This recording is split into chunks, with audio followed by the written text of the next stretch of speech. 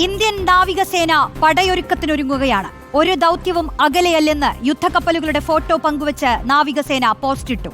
മറുഭാഗത്ത് പാകിസ്ഥാനും കറാച്ചിയിൽ 6 യുദ്ധക്കപ്പലുകൾ വിന്യസിച്ചെന്നാണ് റിപ്പോർട്ട്. ഇന്ത്യയുടെ തിരിച്ചടി ഭയന്ന് അടിയന്തര യോഗം ചേർന്നെന്നാണ് സൂചന. വിവരങ്ങളുമായി VS രഞ്ജിത്താണ് ചേരുന്നത്.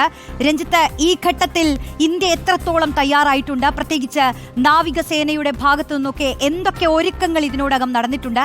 പാകിസ്ഥാനെ സംബന്ധിച്ച് അവർ കണക്കുകൂട്ടുന്നത് എന്തൊക്കെയാണ്? അവരും തയ്യാറാവുന്നു എന്നാണ് അറിയാൻ കഴിയുന്നത്.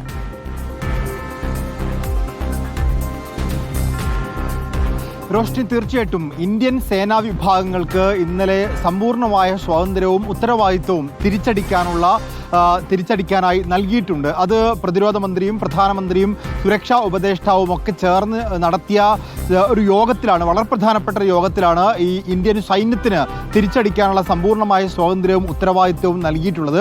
അതിനുശേഷം ഇന്ന് രാവിലെയാണ് നേവിയുടെ ഭാഗത്തു നിന്ന് ഒരു സോഷ്യൽ മീഡിയ പോസ്റ്റ് ഉണ്ടാവുന്നത്. ആ പോസ്റ്റിൽ വളരെ കൃത്യമായ ഒരു സന്ദേശം നൽകുന്നു. ഒരു ദൗത്യവും അകലെയല്ല എന്നുള്ളതായിരുന്നു ആ പോസ്റ്റിലെ ഏറ്റവും പ്രധാനപ്പെട്ട ഒരു വാചകം. ഒരു ദൗത്യവും അകലെയല്ല, ഒരു കടലും ഒരു സമുദ്രവും അത്രമേൽ വിശാലമല്ല, അതായത് കീഴ്പ്പെടുത്താനാവാത്ത വിധം വിശാലമല്ല എന്നുള്ളതായിരുന്നു അതിൽ വളരെ കൃത്യമായിട്ടുള്ള സന്ദേശം. ആ സന്ദേശം മുന്നോട്ട് വെക്കുന്നത് ഏറ്റവും പ്രധാനമായിട്ടും ഇന്ത്യ എന്ന് പറയുന്ന രാജ്യം അതിൻ്റെ സർവ്വസന്നാഹങ്ങളോടും കൂടി പാകിസ്ഥാനെ തിരിച്ചടിക്കാനുള്ള ഒരുക്കങ്ങൾ നടത്തുന്നു എന്നുള്ളതാണ്. നേവി പോസ്റ്റ് ഇട്ടു എന്ന് കരുതി നേവിയുടെ ഭാഗത്ത് നിന്നൊരു ആക്രമണം ആയിക്കൊള്ളണമെന്നില്ല. കാരണം അതൊരു സർപ്രൈസ് ആയിട്ടുള്ള അല്ലെങ്കിൽ ആകസ്മികമായ ഒരു ആക്രമണമായിരിക്കും ഇന്ത്യൻ സൈന്യയുടെ ഭാഗത്തുനിന്നുണ്ടായിരിക്കുക.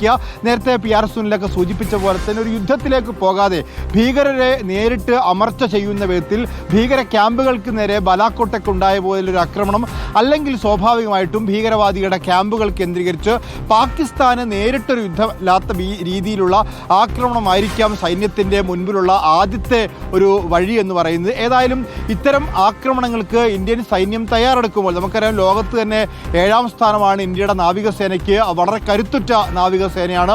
അതുപോലെ ഇന്ത്യയുടെ വ്യോമസേനയാണെങ്കിലും കരസേനയാണെങ്കിലും ഒക്കെ വളരെ കരുത്തുറ്റ നാവികസേനയും കരസേനയും വ്യോമസേനയുമാണ് ഇന്ത്യക്കുള്ളത്. സ്വാഭാവികമായിട്ടും അതിനെ പാകിസ്ഥാൻ ഭയപ്പെടുന്നുണ്ട്. ഇപ്പോൾ അതിർത്തികളിലൊക്കെ തന്നെ ലാഹോർ ഭാഗത്തുൾപ്പെടെ പാകിസ്ഥാൻ്റെ ഭാഗത്തുനിന്നും ചില തയ്യാറെടുപ്പുകൾ നടക്കുന്നുണ്ട്. പാകിസ്ഥാൻ അവിടെ വളരെ കൃത്യമായി തന്നെ അവരുടെ റഡാറുകൾ പരിശോധനകൾക്കും റഡാർ സംവിധാനം ഉപയോഗിച്ചുള്ള പരിശോധനകൾക്കും അതുപോലെ തന്നെ അവരുടെ എയർഫോഴ്സിൻ്റെ ചില ഡ്രില്ലുകൾ, അതായത് ചില പരീക്ഷണ ഡ്രില്ലുകളൊക്കെ അവർ നടത്തുന്നുണ്ട്. അത്തരത്തിൽ പാകിസ്ഥാൻ്റെ ഭാഗത്തുനിന്നും ചില തയ്യാറെടുപ്പുകൾ നടത്തുന്നതായിട്ടാണ് നമുക്ക് വിവരം ലഭിക്കുന്നത്. ഏതായാലും ഒരു യുദ്ധസമാനമായ സാഹചര്യത്തിലേക്ക് പോകുന്നു. നമ്മുടെ സൈന്യത്തിന് പൂർണ്ണമായിട്ടുള്ള സ്വാതന്ത്ര്യം നൽകിയോടുകൂടി സൈന്യവും പൂർണ്ണ സജ്ജമായിരിക്കുന്നു. ഇന്നിപ്പോൾ വളരെ പ്രധാനപ്പെട്ട യോഗങ്ങൾ ദില്ലിയിൽ അതുമായി ബന്ധപ്പെട്ട് നടക്കുകയും ചെയ്തു. അതുകൊണ്ട് ഇനി കാത്തിരുന്ന് കാണാനുള്ളത് നമ്മൾ ഏത് തരത്തിലായിരിക്കും ഒരു തിരിച്ചടിക്ക് ഒരുങ്ങുന്നത് എന്നുള്ളതാണ്. അത് വളരെ രഹസ്യമായി വളരെ കോൺഫിഡൻഷ്യലായി മാത്രം സംഭവിക്കാൻ പോകുന്ന ഒരു കാര്യമായതുകൊണ്ട് അതിനെക്കുറിച്ച് കൂടുതൽ വിവരങ്ങൾ നമുക്കൊരിക്കലും പ്രവചിക്കുകയോ പറയുകയോ സാധ്യമല്ലാത്ത കാര്യമാണ്. എന്തായാലും തിരിച്ചടിക്ക് വേണ്ടി നമ്മുടെ സൈന്യം സർവ്വസന്നാഹത്തോടു കൂടി കാത്തിരിക്കുന്നു. അതിനൊരു സമയവും സന്ദർഭവും കുറിക്കാനുള്ള അധികാരവും സൈന്യത്തിന് പ്രധാനമന്ത്രി നൽകിക്കഴിഞ്ഞിട്ടുണ്ട്.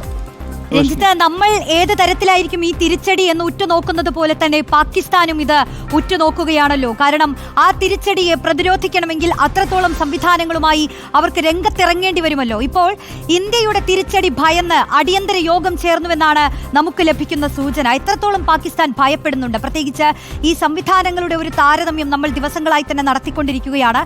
അതിൽ ഇന്ത്യ മുന്നിട്ട് നിൽക്കുമെന്ന് നമുക്കറിയാം. സംവിധാനങ്ങളുടെ കണക്കുകളടക്കം വിശദീകരിച്ചു കഴിഞ്ഞാൽ അപ്പോൾ പാകിസ്ഥാനെ സംബന്ധിച്ചും ഈ നിമിഷം എത്രത്തോളം നിർണായകമാണ് പ്രതിരോധിക്കാൻ?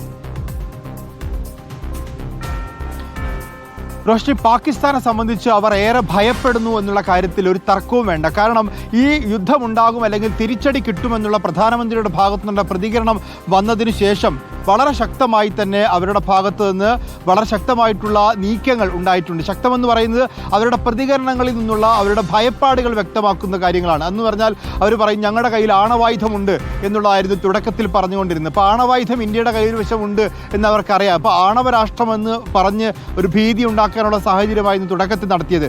പിന്നീട് അവർ പറഞ്ഞിട്ടുണ്ടായിരുന്നത് റഷ്യ, ചൈന എന്നീ രാജ്യങ്ങൾ ഇതിൽ ഇടപെട്ട് ഒരു ഒത്തുതീർപ്പിന് വേണ്ടി ശ്രമിക്കണം, ഒരു അന്താരാഷ്ട്ര തലത്തിലൊരു അന്വേഷണം ഐക്യരാഷ്ട്രം പ്രഖ്യാപിച്ച് പാകിസ്ഥാന് നിരപരാധിത്വം തെളിയിക്കാൻ സാധിക്കണമെന്നൊക്കെയായിരുന്നു. എന്ന് പറഞ്ഞാൽ ഞങ്ങൾ ഇതിൽ ഉത്തരവാദിയല്ല, ഞങ്ങൾക്ക് നേരെ ആക്രമണം നടത്തരുത് എന്ന് അന്താരാഷ്ട്ര സമൂഹത്തോട് വിളിച്ചു പറയുന്ന ഒരു സാഹചര്യത്തിലേക്ക് പാകിസ്ഥാൻ പോയി. കഴിഞ്ഞ ദിവസം അന്റോണിയോ ഗുട്ടറസ് ഐക്യരാഷ്ട്രസഭയുടെ സെക്രട്ടറി ജനറൽ വിളിച്ച സമയത്തും പാകിസ്ഥാൻ പ്രധാനമന്ത്രി പറയുന്നത് ഞങ്ങളെ വെറുതെ കുറ്റപ്പെടുത്തുകയാണ് ഇന്ത്യ എന്നുള്ളതാണ്. എന്ന് പറഞ്ഞാൽ ഇന്ത്യയുടെ ആക്രമണത്തെ അവർ ഭയപ്പെടുന്നുണ്ട്.